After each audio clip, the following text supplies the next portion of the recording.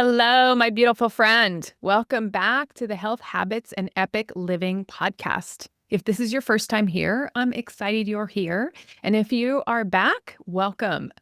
Today, I have a very interesting podcast. I've been working now as a coach for about 8 years, and I get asked a lot about how to really change habits, how to really transform, how to really get to what we're wanting on the other side.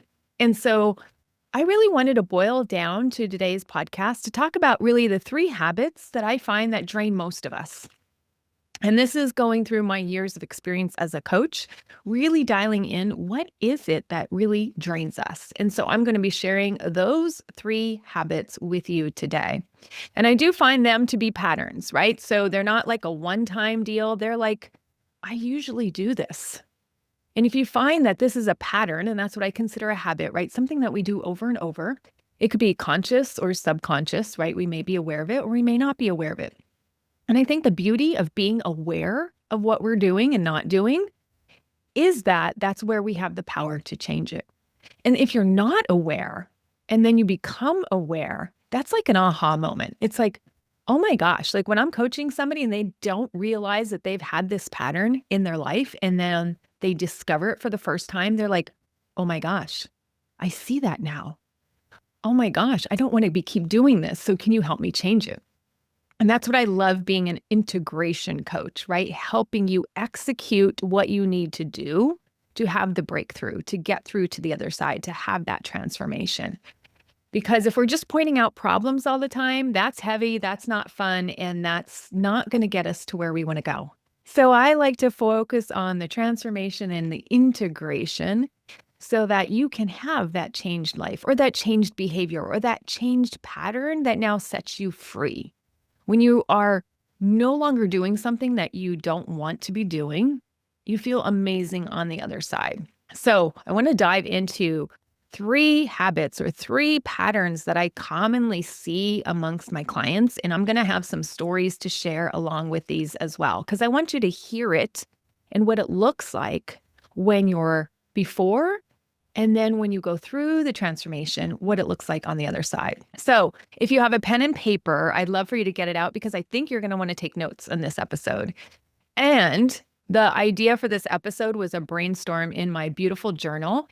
And I just want to say thank you to the client who gave me that journal. I just tell you, I have the best clients. They give me these like wonderful little trinkets and stuff that I love and that just fills my heart and fills my day. And so when I open this journal, it's just so special. I've had it for a while and I just love the journal. And I think the person who gave it to me knows exactly who you are because I've like gushed over this when I got it as a gift. So thank you. Thank you. All right. So the first pattern I see, the first habit that's draining us, and I really want to say, particularly as women, I see this a lot. And it's saying yes without checking in with ourselves to see how that yes feels. So I'm not against saying yes. I'm not against saying no, right? I think there's times where we need to say yes. There's times where we want to say no. Both are valuable. But when we just say yes, without checking in if that aligns with our goals. And some people don't love goals, but they love intentions. Great. Well, does it align with your intentions? And look, when we have goals and we have intentions, I really want to say that that could be just for a season of life, right? It doesn't have to be like it's my goal for the year. Great. If that's your season, you're working on something for a year. Some people need it broken down. Like that's my goal for this month. That's my goal for this slice of life. That's my goal for this season, right? And as we're walking into the holidays, yes, my friends, we have to start talking about the holidays because it's out there commercially. We see it everywhere in all the stores we go to. It is holiday time. And I will tell you, a lot of people's mindset changes significantly in the holidays. Our mindsets change when it comes to what we consume, 100%. Right? It's called marketing and it is wildly effective. Why does marketing keep happening? Why do Super Bowl ads keep getting more and more expensive? Because they know it works. Marketing works. And so we see patterns in these last 3 months, particularly the last 2 months of the year, that maybe don't match your patterns the rest of the year. Maybe it's patterns around food. Maybe you start over consuming foods or types of foods or quantities of foods or, whatever it is that you don't normally do and engage in. And if you look at the stats, 3 out of 4 adults put on weight during the last 2 months of the year. 3 out of 4. And not everybody has the ability to lose it come the new year. So as I'm thinking about what I'm saying yes to, I will tell you, my friends, this last part of the year, my filter question is very precise to align with my goals and my intentions. And I'll tell you right now, my goal and intention, particularly knowing these facts, particularly being concerned with my metabolic health and wanting to stay healthy and active, is that I want to prevent weight gain, right? It's not that I'm trying to lose weight this time of year, but for me, my preseason game starts now, right? It's about preventing the weight gain because come January, I don't want to have to worry about getting that weight off that maybe I didn't want to put on in the first place. Now, is this going to be everybody's goal? Is this going to be everybody's intention? No, some people may not care. And that's fine, right? They get to live their life the way they want to. But when I notice I'm saying yes to, when I'm saying no to, right, I'm aligning it with what are my values and my goals. And particularly this time of year, I don't think many of us think about preventing weight gain. I think we just go through the season and we're not really intentional. We just show up and we're very reactive. We just react to all the parties, all the settings, say yes to all the things. And then we go, oh my gosh, come January, okay, this is not where I want to be. This is not how I want to feel. Okay, being this weight or having this extra weight on my bodies doesn't feel good, or the way I've been eating or the way I've been drinking. Oh my gosh, I want change.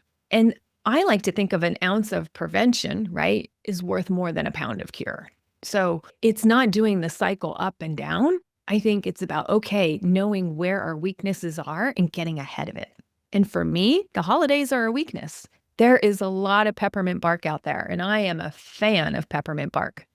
I love it. I love it. I will munch on it anytime I see it, right? So I need prevention strategies and I need my pre-game question so that I'm honoring my goal and my intentions. So for you, look what you're saying yes to, right? It's not that we have to say no to everything. It's not that I'm saying I'm not going to parties. I'm never having peppermint bark. I'm not about restriction. For me, that doesn't work. I only rebound and want to consume it more or rebel and want to consume it more. Instead, I learn how to work with myself so that I get some, but it's not going to lead to weight gain. Right? And so I know that about me. And this is what I help clients with them for themselves. What are they saying yes to? Maybe that they're not even thinking about it. Maybe that they're not even recognizing that they're saying yes to this pattern and it's showing up with results or consequences that aren't fulfilling to their long-term goals, to their long-term health, to their long-term intentions, or with the intentions that they have for this part of life. Now, do I look at preventing weight as my filter for every part of my life? No, I just use it for a season of my life where I feel I need it most. And that, my friends, is now. Some people may need a filter where they're looking at their spending because some people come January, they're like, oh my gosh, I overspent, right? And I don't want to live with that kind of financial debt or that kind of financial stress come January. And so really thinking about what am I saying yes to and looking that as a pattern, particularly this time of year, because I think a lot of us just don't think about it and we're more reactive rather than being responsive. All right, moving on to number 2. What is this pattern that's draining you? This is one I love to work on. And that is treating symptoms and not the root cause. I see that happening a lot. So you may have known that I started this podcast 5 years ago, and it was called Drink Less Lifestyle. And I came out with exactly the problem. And the problem was not drinking. And everybody will say that drinking is the problem. And I will say, no, it's a symptom. It's a symptom of the underlying root cause of the problem. It's a symptom. We could take away the alcohol, but guess what? Then maybe the symptoms get worse. And that's why you can't sustain being alcohol free, or you don't find life without alcohol fun. Because underneath it all, there's something more, there's something deeper, and it's not just about the alcohol. Alcohol is the solution, right? So if we're just looking at drinking and not treating the underlying problem, I'm afraid, my friend, that those people wind up going back to drinking. They wind up going back to alcohol because they're not getting to the root cause. They're not getting to what is causing this reaction that they want more alcohol. So this could be something different. This could be like a client I am working with. By the way, little tangent, I work all kinds of ways now. If you didn't know, I have programs that I routinely have been doing. Those are the Drink Less Lifestyle that you've been hearing about, which was called Epic You. I'm calling it back to Drink Less Lifestyle. It's less confusing for people, and we're really focusing on getting to the root cause of why the drinking is occurring. And so we talk a little bit about alcohol, but mostly not. That might be like 5%, 10% of the conversation, but really it's like what's underneath that? What is driving that? Then I also have Metabolic Makeover, helping women in perimenopause and menopause really work on their metabolic health. Oftentimes that comes with getting stronger. Oftentimes that comes with weight loss. Oftentimes that comes with balancing hormones, whether you want to use bioidentical hormones or not. Not everybody wants to, and not everybody's a candidate, but just trying to decipher for your best health, how does that look moving forward? And I do provide individual guidance inside of that program. And you can find those on my website. I also do consults. So I work with some physician offices where they will consult with me and bring in my expertise to help work with some of their patients. And I also do deep healing work inside of my house. And I also do hourly calls with patients as well, or clients of mine. So all kinds of ways, because I find that different people need different things. And I have a lot of expertise in many different areas that I can offer. So I bring this up because you'll be hearing in my examples of all the ways that I now work with people. So going back to this, we treat the symptoms and not the root cause. I'm working currently with a patient who I've been consultant on that's really not losing the weight that they want to be losing. And it's so frustrating. And I get that. I've seen it with my mom. I've seen it with other women. We're like, I'm doing everything I know I can be doing. And why is not the weight just coming off?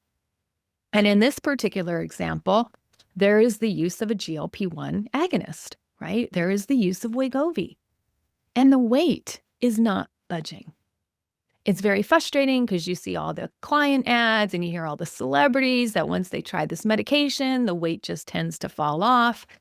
And this does not happen for every patient that goes on a GLP-1 agonist. There are some people where it won't happen.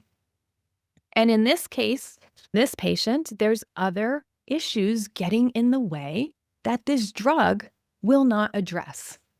Hence why we don't see the drug having the weight come off, right? So it's not that they're resistant to this drug.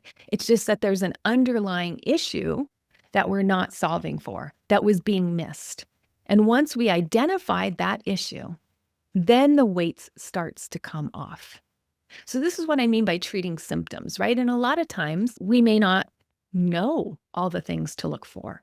We may just be in that Western conventional medicine where, you have some symptoms, we throw some drugs at it. And I love drugs, right? I'm a pharmacist. I love drugs, right? I think they have utility, but for the right patient at the right time, at the right dose, and making sure that we've looked at what is the true root cause of the problem. And so for some people, it is not for them easy to lose weight, even on a medication. For some people, it's something much deeper psychologically underneath. I will tell you, I've run into cases where for some women, they don't feel safe losing weight. They may have had trauma. They may have been teased They may have been sexually abused or molested when they were their skinnier selves. And so they put on this weight as a cover, right? So that they don't garner that attention. So they don't feel that they are going to be victimized again. So there can be a tremendous amount of trauma or lack of safety in the body. And if the brain and the physiology and the cells of your body know this, you may not be responsive to traditional ways of losing weight.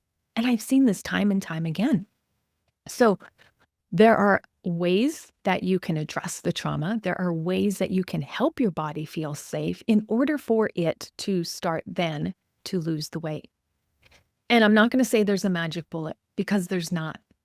And I'm not going to say it's one way for every woman because that is inaccurate. I want to tell you that many roads lead to Rome, right? I say that a lot because it's true. It's not just one way that's going to work for everybody. Just like coming back to the 12 steps, right? 12 steps wasn't the way for my healing. And I knew that. I knew that with every cell in my body. And I honored that, thankfully. I'm not to say 12-step programs don't work for other people. They do. But I just know it wasn't part of my healing and I was not interested in that path. So I just want to remind everybody that there are paths, there are multiple ways of healing. And I think we all are just in such a hurry for the quickest and easiest and most convenient thing. And I want to tell you that sometimes going down that path, there could be more disappointment, more failures, and almost an unrealistic expectation that that's going to work for me because I've seen it in a commercial or I've heard it on some celebrity or it's working for everybody else is what our brain will tell us. When I want to tell you the truth, ladies, it's not working for a lot of people. And I think when you have somebody in your corner that's willing to tell you the truth so that you can get the healing that you need and get the solutions that you need, that is where the magic happens. And that's what I help my clients do, right? I don't want anybody to be spinning and spinning and spinning and spinning and spending money and more time and more energy and more money, throwing all of those resources at something that at the core doesn't seem to be working. So let's investigate what the root cause is. I'll tell you, I have another client that I worked with doing some deep healing work, bringing in some psychedelics because she couldn't get to what is blocking her. What is going on for her? She just couldn't get to where she wanted to go. She's like, I know I want the transformation. I keep working. I keep doing this and this and this. She was wanting to try psychedelics. She was wanting to see, okay, what is it that I don't know? And walking her through that journey and doing a deep healing session with her, she's like broke free, saw what was holding her back, and truly started to change. Now, it wasn't like overnight, everything happened on that day. She still had to work. She still had to do the work. But her body let her know what was holding her back. And she started to get the change that she wanted. And I'm not saying that's a path for everybody, right? But that is a path of healing. And when we look at the data surrounding psychedelics, and we can use macrodosing, we can use microdosing, right? There is a lot of trials being done, at prestigious universities. I've had some podcast guests on. I'll have some more coming on in this area because it's fascinating, right? I used to think these medicines were horrible. They were just party drugs. They shouldn't be used. And what we're finding now is if you're looking at a lot of the data through addiction and PTSD and depression and anxiety and curing autoimmune diseases and transforming alcoholics to where they don't even want alcohol. I mean, that is part even of my story. I no longer want alcohol because of my experience with psychedelics. I used to think I just wanted to live a drink less lifestyle, which meant some alcohol at some points in my life. I just find I don't even want it in my life now. It's completely changed how I see alcohol. And I had gotten down to a very low amount on my own, but then this was just like another breakthrough. It's like, oh yeah, you don't need that in your life. And totally, totally thankful for that journey myself. So looking at ways to heal, there's not just one path for everybody, but I do want to tell you getting to the root cause is really transformative and not just treating symptoms. And then the final habit where I see or pattern that people get drained on, right? They just spend so much time, so much energy, just like drained, is that they are living an old and outdated identity. Yes, my friends, we are living our past selves and we are no longer wanting to be our past selves, but we keep recreating our past selves and keep living that out. So when I'm working with people and Drink Less Lifestyle or coaching them one-on-one in my program, or even just working with them, off, one off, two off. I've had some conversations with some clients where we just work hourly for a couple of calls and they're like, oh my gosh, you pointed out this pattern I did not know I had. I did not realize I was living out an old identity and I just kept recreating it. For instance, I remember one client, she said, just thought of herself as this party girl. I'm just the girl that shows up as the party girl. And I said, okay, is that how you used to show up? Great. Is that how you want to show up now? And the question was really interesting because she had to sit back and step back and say, I don't know if I really want to show up as that version. And why would I want to show up as that version? So we really started to unpack that question more and more. And I kept guiding her and guiding her and guiding her. And just in a few sessions, she's like, thank you. I see how I was living an old, outdated identity, and I wasn't upgrading to this new identity who I knew I wanted to be. And I didn't know I was blocking that. I didn't know that that was what was happening for me. So I want to give you permission that you don't have to live as your past self anymore. If your past self doesn't feel good with that amount of alcohol, if your past self doesn't feel good with that amount of weight, if your past self doesn't want to be depressed, or your past self is just not serving who you want to be today and moving forward, feel free to leave that past self behind. And really recognizing how and what am I doing that is encouraging this behavior to come out more and more, right? Meaning I'm recreating this behavior because of the thoughts that I have. So trying to change behavior without changing your identity is willpower. And this is what I was journaling about earlier that I wanted to share with you on this podcast.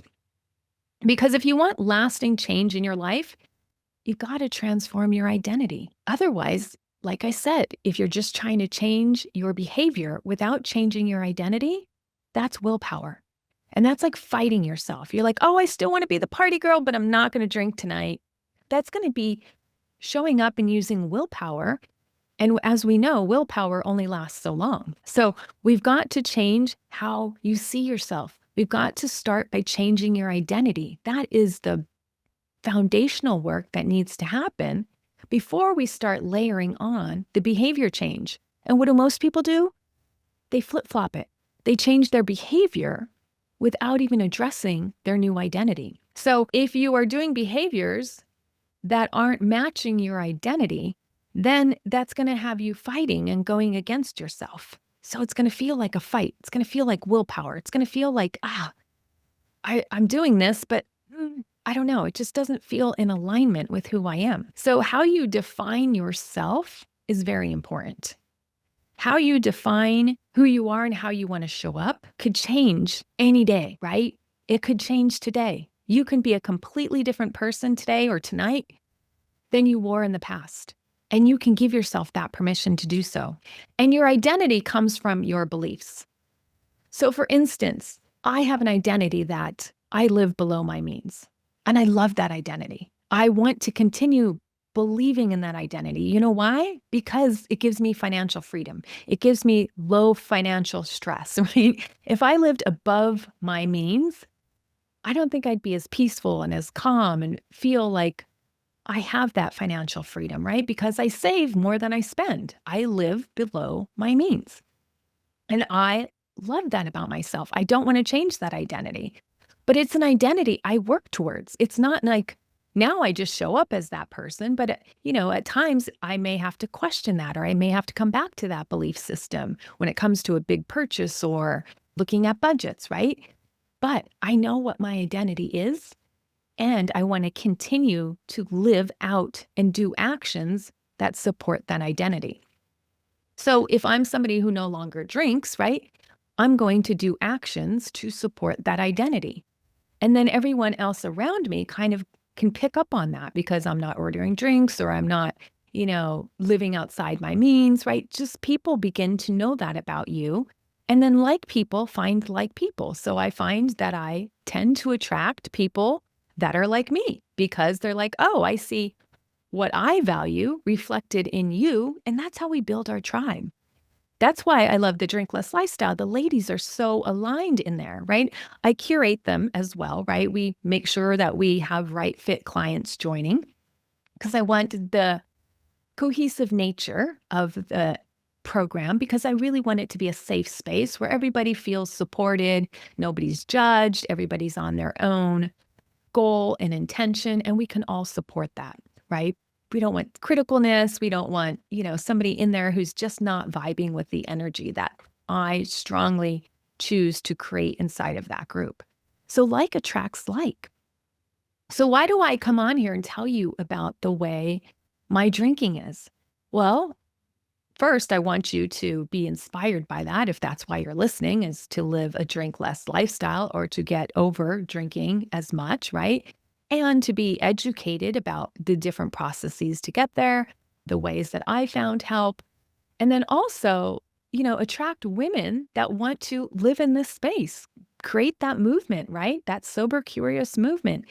People who listen to my podcast then invite me onto their podcast, right? It's just this way that we create this beautiful movement of who we're becoming and who we're being in the world so that we can help and lift others up. So how do you know what your identity is? And you can know by the behaviors you do, right? You know what you are committed to by the results that you produce. And you know your identity by the behaviors you engage in. And I want to remind you that all behavior, everything you do is driven by a goal. And I got that concept from Ben Hardy. And I love when he talks about it because it makes so much sense. Like if your goal is to be lazy or not to do anything, right? Your behavior is going to be like sitting on the couch, whatever, right? Being lazy. That could be a goal. You can have a goal of like, I'm really hungry. I want food, right? So that's going to get you to move, order food, make food, have food delivered, something, but it's a goal. You have hunger, you're going to want to cure it. If you have a goal of like relieving your bladder because, hey, it's time, right? That becomes a goal. We are all goal-driven creatures. Whether we want to save money, spend money, have fun, right? Whatever, we are all goal-driven. So you really know what your goals are by the behaviors that you do. And I think that's so informative because if you're like, oh, what do I believe? Well, look how you spend your time. Look how you invest your money, right? Look at all the things that you spend, time, money, friends, all those resources, and it tells you what you value. And as a transformation and integration coach, I help people, right, live out their intentions and live out their goals and integrate it into their lives. Because it's one thing to think about it, it's one thing to aspire, but it's a whole different thing to live it out. And I want to empower you to live it out. If you're interested in any of these ways to work with me, you can always book a call through my website. I offer 20-minute sessions where we can just dive into what you're looking for and to see if there are ways that I can help you. So that's always available on my website at epicu.com. So in closing, I want to share with you a quote that I found from Sahil Bloom. And here's the quote. You can reinvent yourself as many times as you need. New habits, new standards, new people, new career. Never be stuck. You're allowed to change today, tomorrow, and as many times as it takes to create the life you want. All right, my friend, I think that is a perfect way to end the podcast today. I thank you for showing up and being here with me, and I hope you found this helpful. Please reach out on my DMs if you have any topics for future podcasts that you would like covered. I would love to hear from you. And with that, I will see you next week. Thanks for listening to the Health Habits and Epic Living podcast. If you're ready to take the next step to improve your health, wellness, and lifestyle goals, head over to www.epicu.com and sign up for my weekly newsletter. Again, that's EPICYOU.com. Please note that the information in this podcast is for educational purposes only and does not constitute medical advice.